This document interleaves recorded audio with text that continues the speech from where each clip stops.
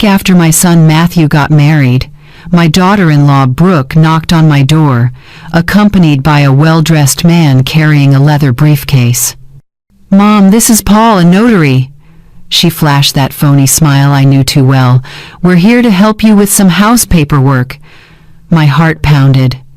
I knew exactly what they wanted, but they had no idea what I had quietly prepared over the past few months. Thank God I had kept quiet about the ranch assets my late husband left me in his will. Watching Brooke flip through my documents with greedy eyes, I realized silence had been my shield. But to tell it fully, I have to go back to the day everything began to change. 3 months earlier, when Matthew told me he was going to marry Brooke, I was kneading dough in the kitchen.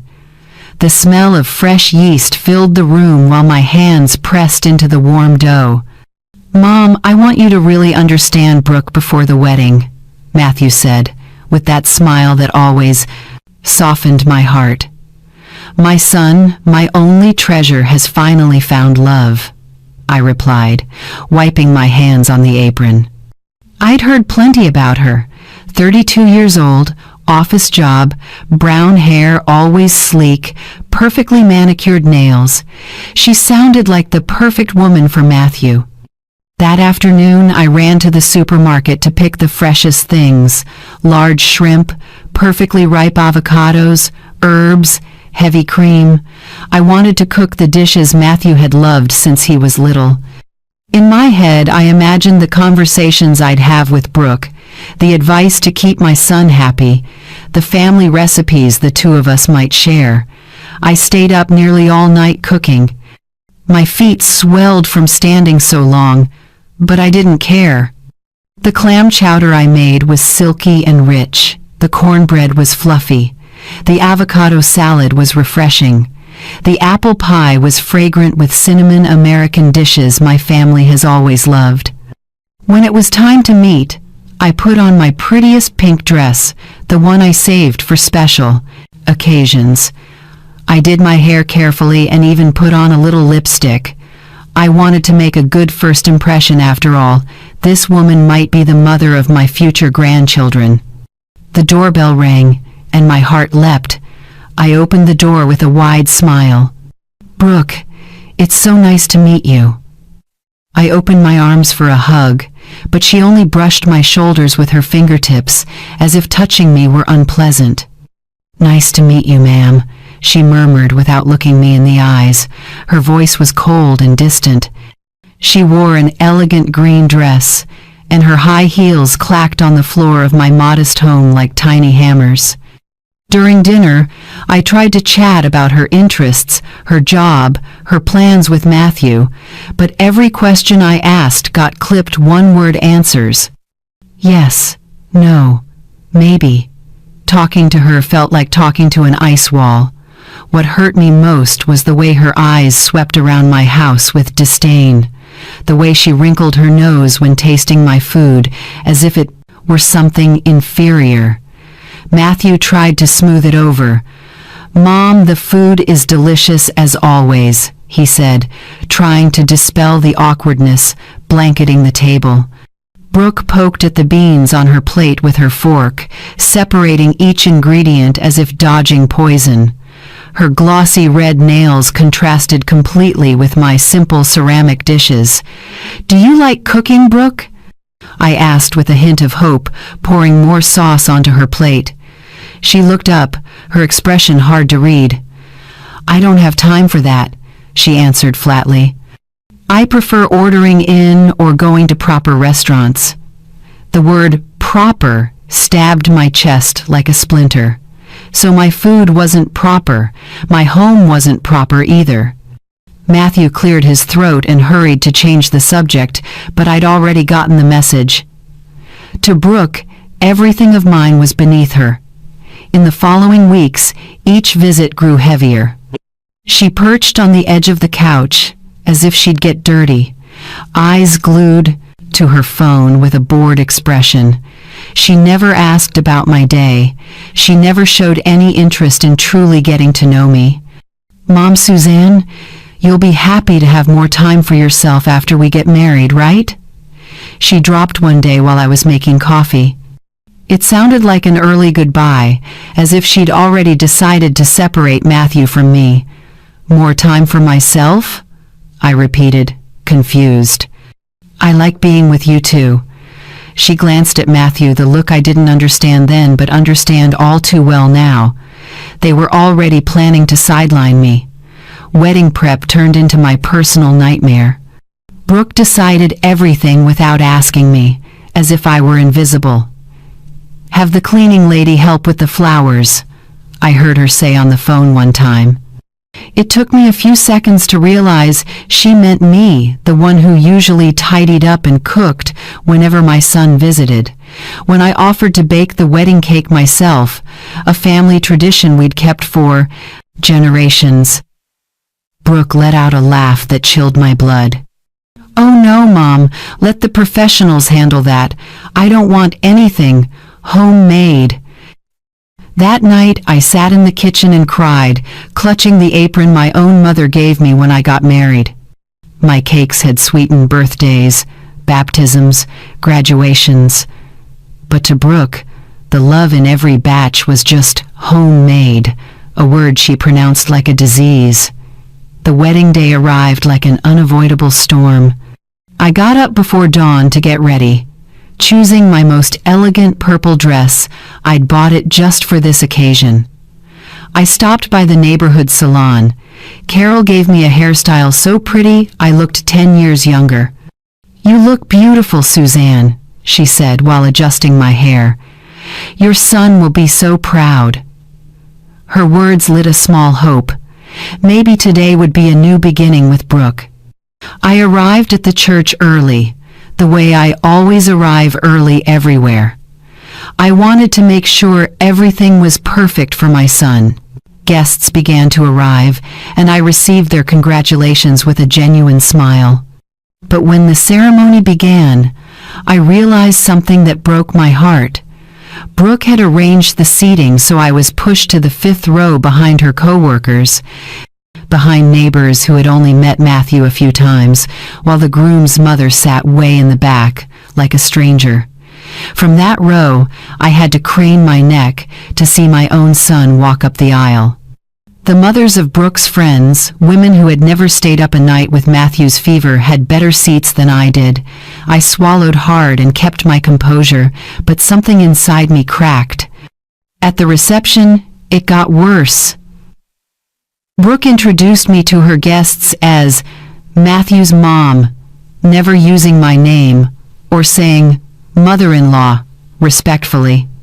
"She cooks really well," she added with that fake smile, compressing my entire life into a kitchen function. When it was time for toasts, I waited patiently. I'd prepared heartfelt words about my different son, about watching him grow, about my blessings for his new life. But Brooke conducted things like an orchestra director, calling on her parents, her siblings, her best friends, even co-workers. "What about the groom's mother's toast?" someone asked. Brooke glanced my way and smiled icily. "Oh, yes, Miss Suzanne can say a few short words. Short, as if my 69 years of life and 30 years of motherhood were worth only a few lines." I stood up, legs trembling, feeling every gaze on me. I want to thank God for this special day. I had barely reached the second sentence when Brooke started clapping, cutting me off. Others followed, and my voice was swallowed by the forced applause. For dinner, they seated me at a back table with Brooke's distant relatives, people who chatted among themselves as if I didn't exist. From there, I watched Matthew laugh with his new family, absorbed in his new life, while I chewed a piece of chicken as bland as cardboard. When the dancing started, Matthew danced with Brooke, then with her mother, then with her sisters. I sat still, smoothing my dress, trying to keep my smile from fading. The song ended, and my son never looked my way. "Not dancing with your mom, Matthew?" Anthony, Rachel's husband and a close family friend, asked as he stopped to say hello. Matthew laughed awkwardly. Yeah, in a bit. But in a bit never came. Close to 11 p.m., I decided to say goodbye. I had to drive home and was tired of pretending everything was fine. Son, I'm going to head out. I touched his arm lightly. He hugged me quickly, eyes already following the music and laughter. Thanks for everything, Mom. I love you. But he was looking elsewhere. Brooke appeared beside him like a possessive shadow. Thanks for coming, Mom, she said. Her tone sounded more like a permanent farewell than gratitude. I walked to the parking lot, holding my purse and the gift I'd prepared. With so much love. Behind me, I heard Brooke whisper to her friends, "Good thing she lives far away." She's not a bad person, but you know how mothers-in-law are always wanting to have a say in everything. Their giggles followed me all the way to my car. I got into my old car, hands shaking, eyes brimming with tears. For 30 years, I was the center of Matthew's world, and in a single night, I became a nuisance to be gotten rid of. The drive home felt endless. Highway lights blurred through the tears I finally let fall. A love song played on the radio, reminding me of dancing with my husband at our own wedding, the day he promised to always protect me. But now, I faced this new reality alone. I got home after midnight, feet swollen, heart shattered. I took off my shoes at the door and walked barefoot to my room, feeling the cold floor against my tired soles. The next morning, when Brooke and that so-called notary showed up at my door to help me with the house paperwork, I simply smiled.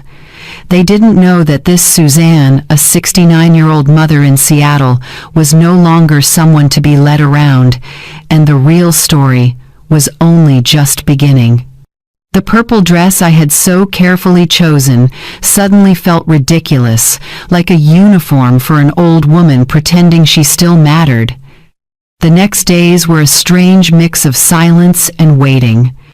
I hoped Matthew would call to tell me about the honeymoon, to check on me, to keep the bond that had held for 30 years. But my phone stayed dead quiet. A week after the wedding, I decided to call myself. "Hi, son. How are you two? Was the honeymoon good?" I tried to sound as cheerful as I could. His answer was icy. "Great, Mom. Brooke sends her regards. I'll call you later. We're busy sorting out the house stuff." The house. He didn't say our house or my house, just the house, as if I had never existed in his family world. I hung up, lonelier than ever, looking at the photos of little Matthew all over the living room, the bright-eyed boy who would run to hug me every time he came home from school. Now he was a stranger sending regards through his wife. 3 more days passed with no news. I decided to bake a batch of chocolate walnut cookies, his childhood favorite, as an excuse to visit. I dressed neatly, put on my favorite mint green blouse, and drove to the new house in Bellevue, with my heart full of hope. I rang the bell, hoping to see my son smile, but Brooke opened the door. She was wearing a wine-colored silk robe that looked expensive, her hair in a perfect bun, as if she'd just left the salon. "Oh, Mom, what a surprise," she said, without a shred of genuine joy. "I brought cookies for Matthew." I held up the gift basket tied with a yellow bow. His favorite. Brooke took the basket without inviting me in, inspecting the cookies like evidence of a crime. How thoughtful. Matthew is in a very important meeting. I'll let him know. I stood right at the threshold, feeling like a rejected salesperson, waiting for at least a glass of water or a simple, "How are you?" But Brooke was already closing the door. "Thanks for the cookies, Mom. Have a nice day." The slam door sounded like a verdict. On the way back, tears blurred the windshield. I pulled over to cry freely, pounding my wrinkled fists on the steering wheel. How had I let it get to this? How could I let that woman so easily snatch my son away from me? That night, eating dinner alone in front of the TV, I suddenly remembered what my late husband told me before he passed. Suzanne, if anything happens to me, don't let anyone trample you. You're stronger than you think, and you have more than you imagine.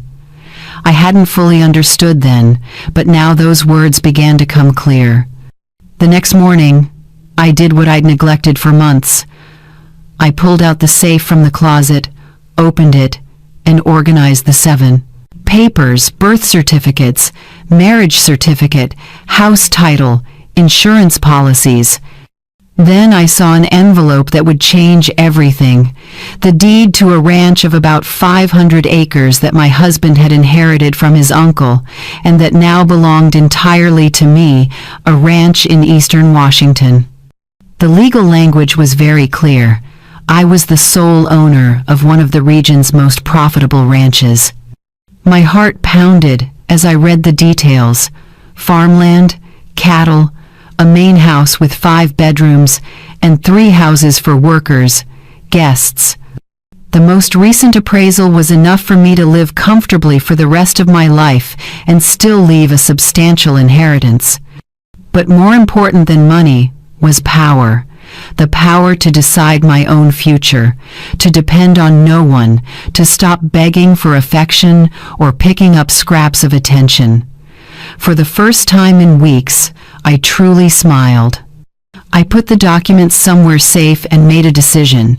I would tell no one about these assets, not Matthew, and certainly not Brooke. My gut told me this would be my ace up the sleeve, my lifeline when the time came. And that very week, my instincts proved more accurate than I imagined. Brooke started calling me constantly, but not to check on me or invite me to dinner. Her calls had a very specific purpose, to mine for information about my house and finances. "Mom, Suzanne, Matthew and I think you might be more comfortable in a smaller place," she cooed. "This house must be a lot of responsibility for someone your age. Have you thought about selling and moving to an easier-to-manage apartment?" Her words gave me chills. The subtlety of suggesting I get rid of my home was frightening. "No, I'm very comfortable here."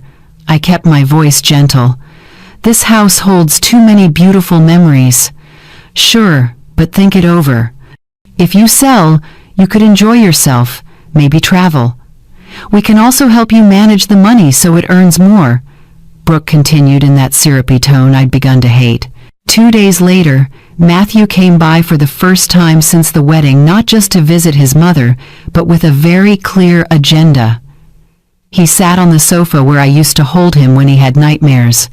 "Mom, Brooke and I have been talking about your future."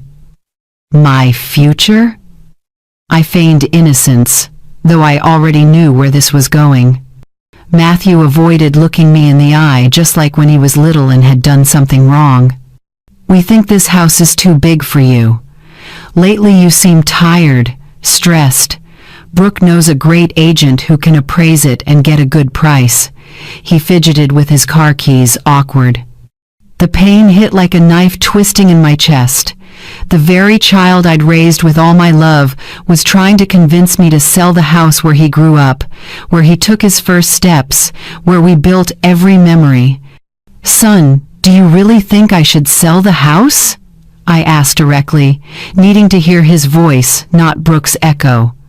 For a moment, I saw the round, vulnerable little boy he used to be, hesitating, caught between what he knew was wrong and what his wife had put in his head.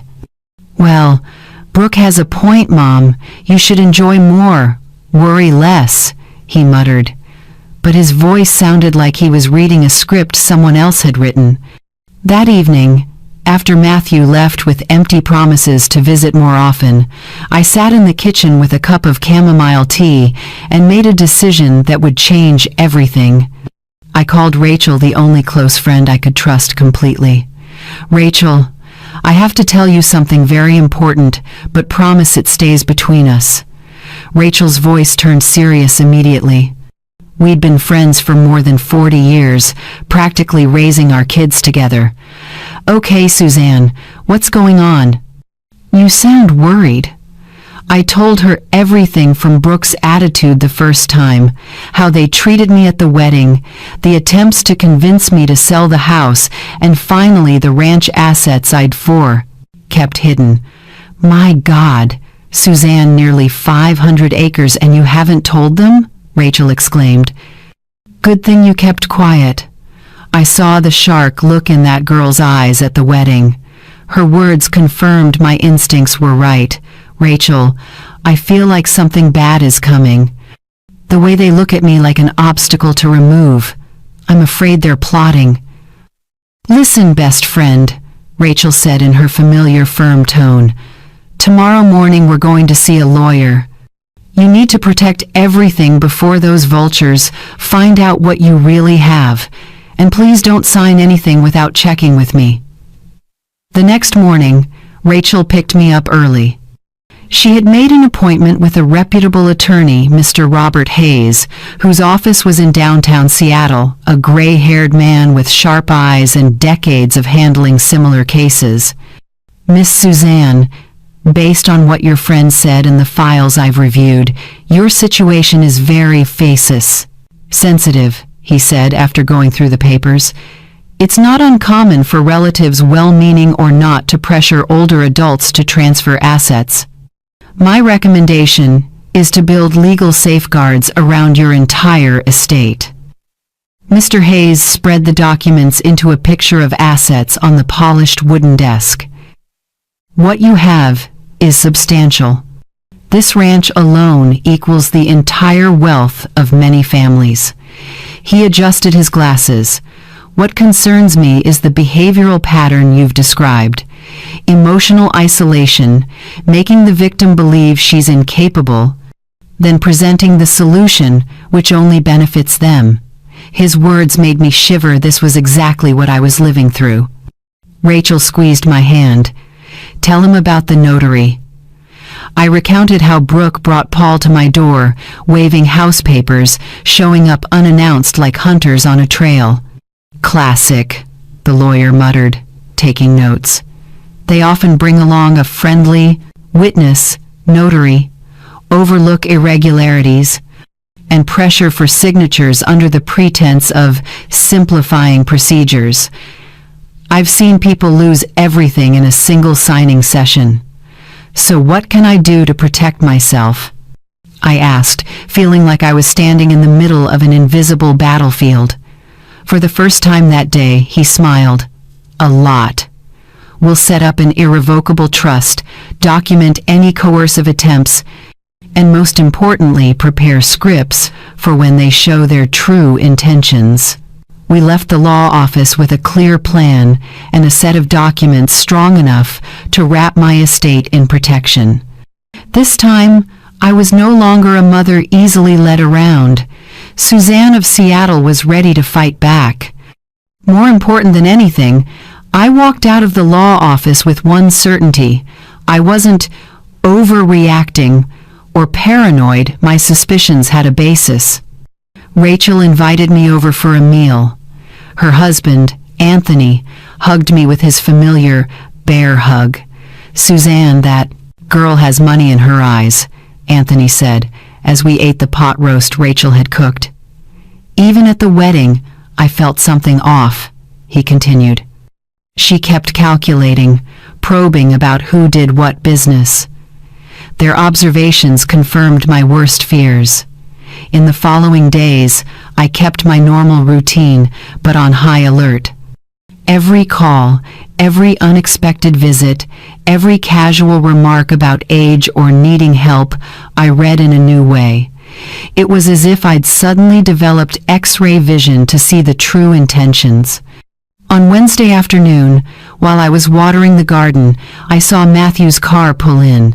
My heart raced, not with joy anymore, but with anxiety. When he got out of the car with Brooke, I knew the moment I feared most had arrived. "Hi, Mom," Matthew forced a smile, the smile he had practiced since getting married. Brooke followed, carrying a thick folder, radiating a smugness that made my skin crawl. "Let us come in. We want to discuss something important with—" I invited them to sit in the living room, the very place where Matthew had played with toy cars for hours, where I read him stories every night, where we watched cartoons together. Now that sacred space had turned into a courtroom, and I was the defendant. "Mom, we're very worried about you," Matthew began in a strange, patronizing tone. "Brooke and I think you need support managing your finances. At your age, feeling overwhelmed by many responsibilities is normal." Brooke opened the folder like a commander unfolding battle maps. "Mom, Suzanne, we've consulted a few financial specialists for older adults. Everyone says the best thing is to simplify the assets, concentrating everything in safer, easier to manage options." "Which specialists?" I asked, feigning confusion while my blood boiled inside. Why is it that I haven't spoken to any specialists at all? I recorded every word, every gesture, exactly as attorney Robert Hayes had advised. Matthew jumped in, using that patient tone people use with children. "Exactly because you haven't had proper advice. Brooke knows highly qualified people who can help you protect your money and secure your future." Brooke pulled out a stack of papers and spread them on the table like a hand of cards. "Take a look. This is a very convenient proposal. An investment fund with guaranteed returns. Better than letting money sit in real estate that takes maintenance and causes headaches." I pretended to scrutinize with the tired eyes of a confused old woman, but in fact I was memorizing every detail. The document said, "Sell my house, then transfer the money into a joint account so Matthew and Brooke would have decision-making power over the portfolio to protect me from potential scams. If I sell the house, where would I live?" I asked, my voice trembling exactly the way they expected from a fragile grandma. Brooke smiled with that well-polished fake sweetness. "Oh, Mom, don't worry. We've found a very nice assisted living, a senior care center with medical care 24/7. You'd be much safer and more comfortable there. A nursing home." The words rang in my head like funeral bells. There was the plan. Strip me of my house, seize the money, lock me away somewhere I wouldn't be in their way, all wrapped in glossy paper labeled "concern." "A nursing home," I repeated, letting my voice waver a little. "But son, I'm fine in my own home. This is where our memories are." Brooke and Matthew exchanged that conspiratorial glance I had learned to recognize the silent language of schemers. "Mom, we know it's hard, but think it through." Matthew leaned in, offering a benevolent smile. "There you'd have friends, activities, doctors, and we could stop by whenever we want without worrying about your safety. Whenever we want. Not every day. Not regularly when convenient, like visiting a boarded pet." The anger rose so high I had to rein in my performance as a frail old lady. Brooke pulled out more papers. "We've run the numbers, sell the house plus a few smart investments, and you'll live very comfortably without having to worry about anything. We'll handle all the paperwork and make the financial decisions." The final trap came into focus. They would hold the reins of my money while I withered in a facility, living on crumbs of attention.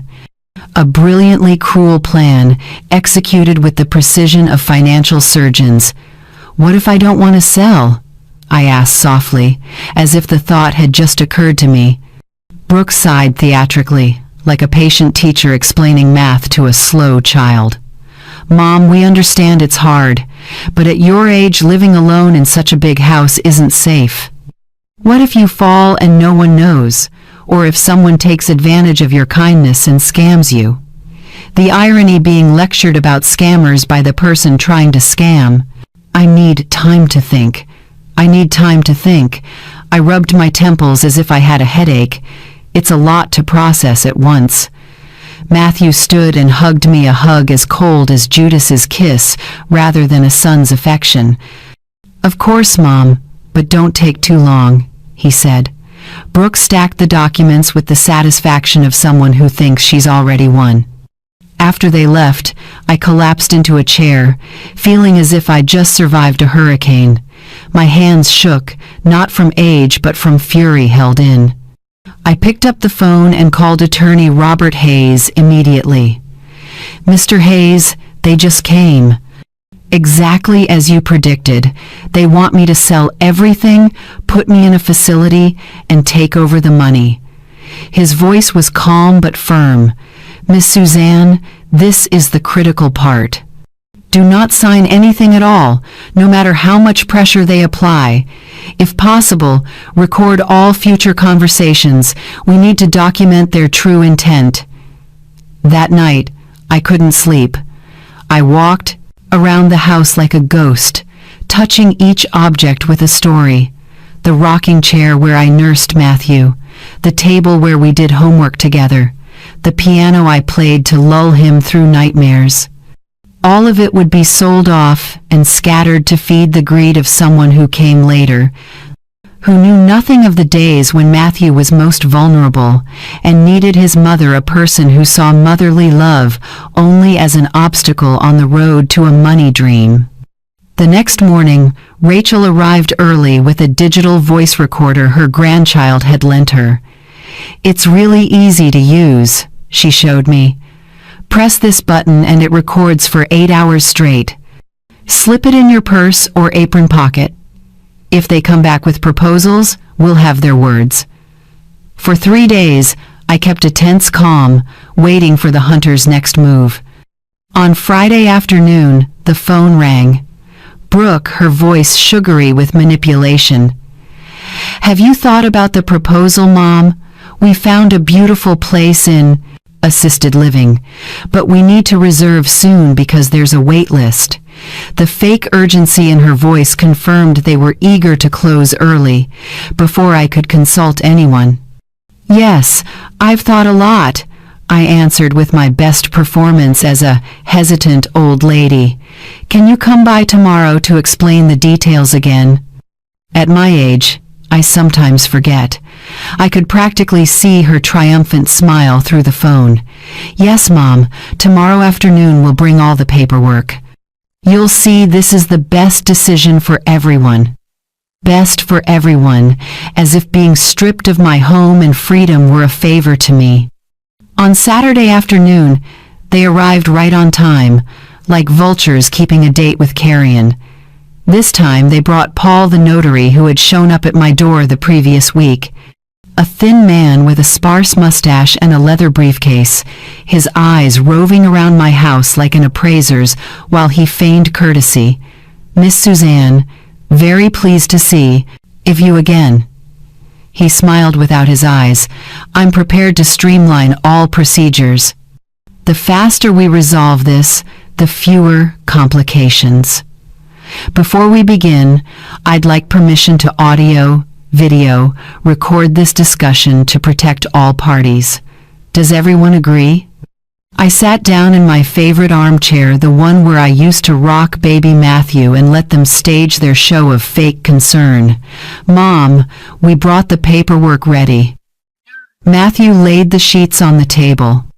"You just need to sign here, here, and here, and we'll handle the rest." His finger pointed at dotted lines like crosses in a graveyard.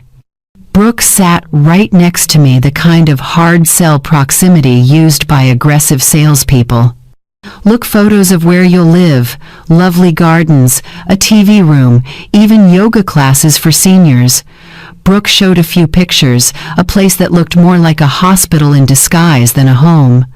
Paul opened his briefcase and ceremoniously pulled out a seal, blue ink, and a set of notary letterhead forms. "Ma'am, these documents are drafted perfectly to protect your interests.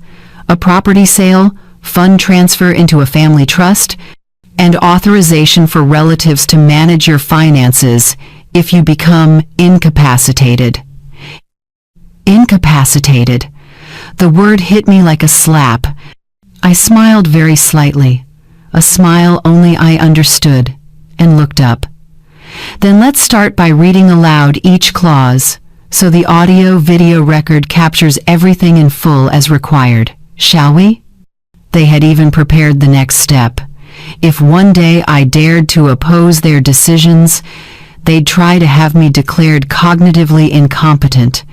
The plan was so meticulous it gave me chills. What if later on I change my mind? I asked on purpose, my voice shaking, playing the role of a dotty old woman to perfection. Paul and Brooke exchanged a look, the kind the recorder couldn't capture, but I etched it into my memory as proof of their collusion. Oh, Mom, these decisions are meant to be final for your own protection, Brooke said with exaggerated patience. If you could change your mind all the time, bad actors could take advantage and trick you into signing things that aren't good for you. Bad actors. How ironic. The very person stripping me of everything was preaching about people who take advantage. I had to bite my tongue not to laugh bitterly. And also, Mom, Matthew held my hand with an artificially gentle touch, think how much peace of mind we'll have knowing you're safe and cared for. We won't have to worry about you anymore.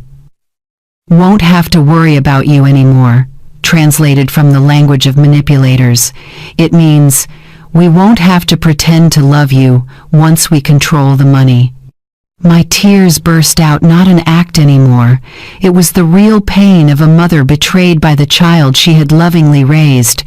Don't cry, ma'am, Paul soothed with professional coldness.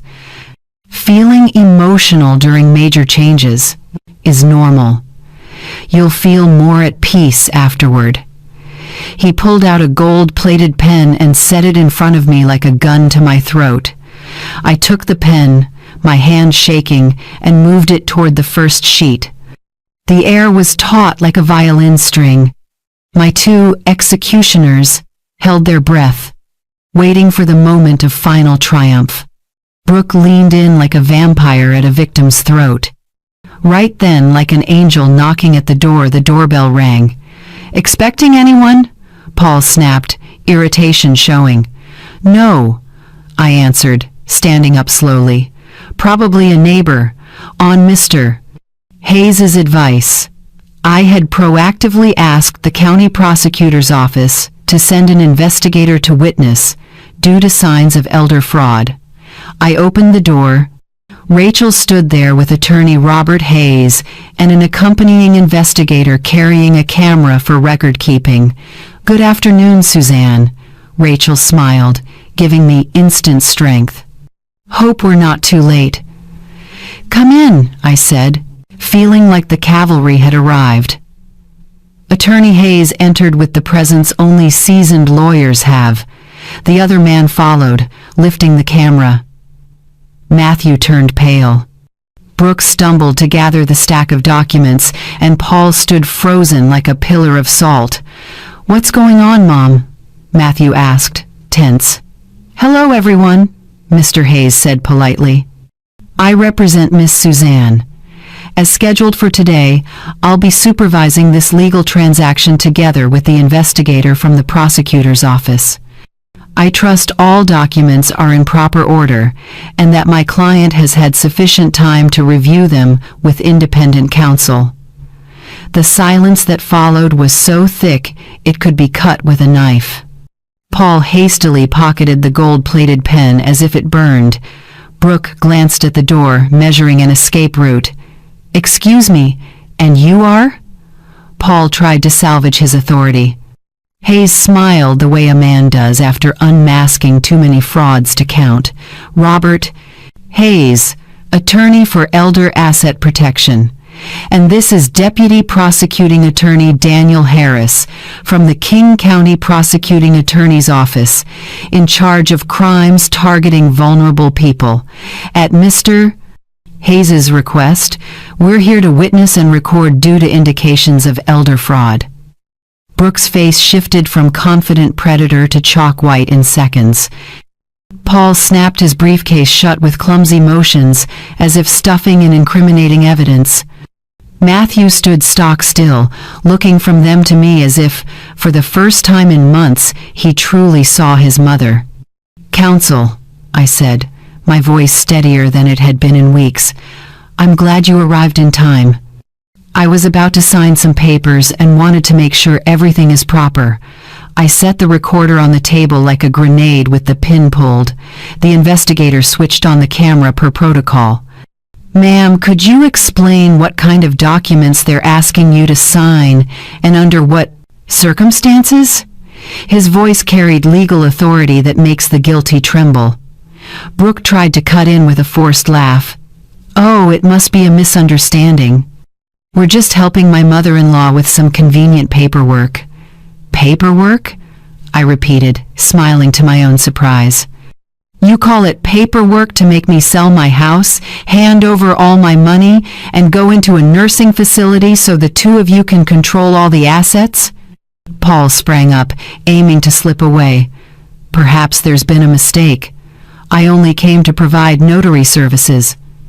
Mr. Brooks was already standing neatly in the doorway. "Hold on, colleague. I'd like to see the documents you brought ready. This is part of an investigation into real estate fraud." Right then, I played my ace. I went to the bedroom, carried out the safe, opened it in front of everyone, and took out the ranch deed. I spread the papers on the table, savoring each second of confusion on the predators' faces. "Isn't this interesting?" I said. "My late husband left me a ranch of about 500 acres. I simply hadn't mentioned it yet. Mr. Hayes, please read the most recent appraised value." Attorney Hayes took the file, a smile of poetic justice on his lips. "According to the latest appraisal, the market value of this ranch is in the many millions of dollars range, not counting the cattle, agricultural machinery, and auxiliary structures." Absolute silence.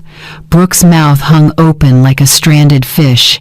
Matthew stared at the paper like an extraterrestrial object. "Tens of millions," I repeated, savoring each word. "And yet you two were so worried about my poverty and my incompetence. How kind." My voice dripped with bittersweet sarcasm. Paul flailed one last time. "Ma'am, that changes everything. You need specialists to manage a portfolio of that size." But Mr. Brooks was already photographing all the documents they had brought. "Exactly." I beamed. "Which is why a week ago I engaged Mr. Hayes to handle all my legal and financial matters. But thank you for your concern."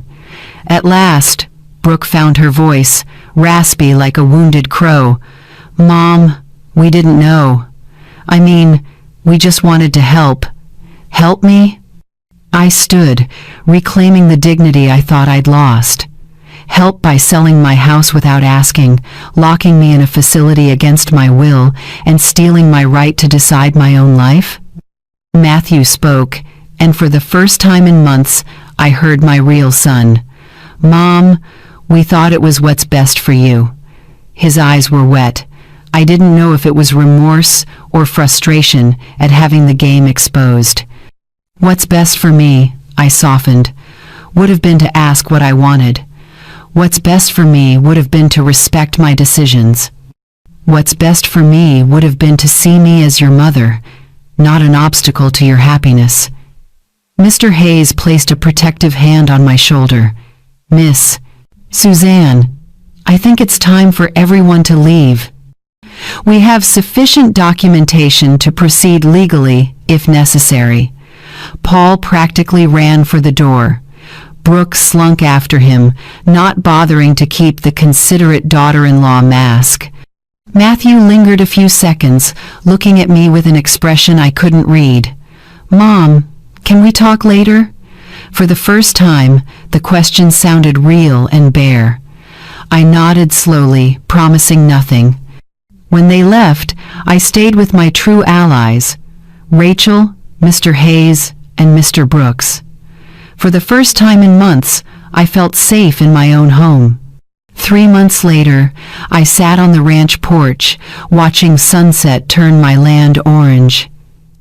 It was also when I turned 70, a birthday gift of freedom I gave myself. Matthew visited once a week, alone, trying to mend the bond nearly destroyed by pleasing a woman who saw him only as a ladder to money. Brooke called many times, all went to voicemail. People say they divorced when she realized I wasn't the weak, poor widow she'd imagined. Now I help older women facing similar situations. My home has become a refuge where they can tell their stories and receive free legal guidance. I've learned that silence can be gold, but speaking up at the right time is diamond. At 69, I finally understood my husband's last words. I had more than I thought, and I was stronger than I believed. 6 months after that life-changing afternoon, I sat on the porch with a hot cup of coffee, watching the sun rise over my 500 acres of freedom. The scent of freshly ground coffee mingled with the orange blossoms I planted last week, each morning a symphony reminding me why I had to fight. The ranch's main house became something I'd never imagined, a haven for women like me. Every week, I receive letters, phone calls, and visits. They hear my story and recognize their own nightmare in it. And they leave with the one thing I most want to give: the strength to say, "No, Miss Suzanne," they say in trembling voices. "My daughter-in-law is forcing me to sell my house. Oh, my son says I can't handle my money anymore." Yesterday, Margaret, a 73-year-old widow, came to my ranch. Her children had convinced a court to declare her incapable of managing her assets. She walked in with a small suitcase and the heavy weight of family betrayal. "Miss Suzanne," she said through tears, "my own children keep me under house arrest. They take my pension and won't let me go out alone. They say it's for my own good." I seated her in the same rocking chair where I once cried from loneliness, poured chamomile tea into a porcelain cup, and told her my whole story. I saw hope return to her eyes for the first time in months. "Can I really take back control of my life?" she asked, like a lost child finding the way home. "Not only can you," I held her wrinkled hands, "it's your right, and you are not alone." The next morning, Attorney Robert Hayes reviewed Margaret's file. We found multiple procedural irregularities in the incapacity ruling, enough to overturn it. Now, Margaret smiles every day, and her children have been forced to return the funds they had withdrawn to manage for safety. My story spread like wildfire across the region. Reporters came to interview me. Social workers invited me to speak to the community. I received letters from all over, even Spain and Argentina. "Your courage inspired me to defend my rights," a woman in Madrid wrote. Another in Buenos Aires thanked me. "Thanks to your example, my family no longer treats me as invisible." But not everything was easy. Matthew, my son, visited every Sunday by himself, trying to rebuild the bridge his wife had blown up. The first visits were awkward, embarrassed silences, apologies that sounded memorized. Gradually, I saw the child he once was flicker behind the eyes of the man who had let someone else betray his mother. 2 weeks ago, as the two of us walked past the barns, he said, "Mom, I don't know how to apologize to you for what I did." It's like I was hypnotized, unable to see the obvious. His tears were real, and for the first time since the wedding, I recognized my child. "Son," I stopped and looked him straight in the eyes. "Forgiveness isn't asked for. It's earned, and people prove it with actions, not words." He nodded, understanding that reconciliation would be a long journey, one that required patience and evidence of remorse. As for Brooke, she disappeared from our lives as quickly as she had arrived. Rachel, my best friend, who has ears everywhere, said Brooke planned to file for divorce to claim half the assets, but Matthew had legally protected everything on my advice. She left town without saying goodbye, probably to look for her next target. Paul, the slippery notary, lost his license after Deputy Prosecuting Attorney Daniel Harris submitted evidence of a ring that defrauded older adults. The recording of the conversation at my home was the key, helping dismantle the network that had drained money from dozens of elderly people in the area. Rachel remains my companion. Now she lives in one of the ranch's guest houses, not as hired help, but as the sister I chose. Together we run the refuge we established, organize workshops on the rights of older adults, and plan trips we never had the chance to take when we were young. Who would have thought that at 70 we'd become activists? Rachel joked, as the two of us sorted through a table piled with applications for legal support. I smiled, remembering the timid woman I was a year ago, content with crumbs of attention, letting others decide my fate. Attorney Hayes is no longer just my lawyer, he has become the legal director of our foundation. We've pushed through changes to several local regulations that better protect older adults and are working with federal lawmakers on broader reforms. Miss Suzanne, he said at our most recent meeting, in 6 months, you've done more for elders' rights than many organizations have done in decades. Every night before bed, I walk through the garden reflecting on the road traveled. Sometimes I find handwritten letters placed in the mailbox under the big oak left by women who have stayed here. Thank you for teaching me that it's never too late to reclaim my dignity, one letter said. Another read, thank you for showing me that self-respect has no expiration date. Tomorrow, a group of ladies from California will come to hear our story and learn how to build similar shelters in their cities. The movement is spreading like ripples on a pond, touching lives I never thought I could reach. At 69, I realized old age isn't the end of the story sometimes, it's the beginning of the strongest chapter.